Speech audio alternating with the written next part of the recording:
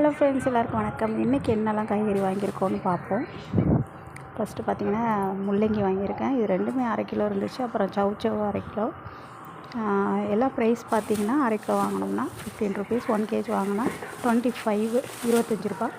அப்புறம் capsicum 1 kilo 30 ரூபா அப்படின்னு ரொம்பவே ஃப்ரெஷ்ஷாக இருந்துச்சு. கேப்சிகம்லாம் இருந்துச்சுன்னா பசங்க ஃப்ரை பண்ணி சாப்பிட்றப்ப, அதாவது நூடுல் ஃப்ரை, மஞ்சூரியன்லாம் பண்ணுறப்ப போட்டால் ரொம்பவும் நல்லாயிருக்கும்.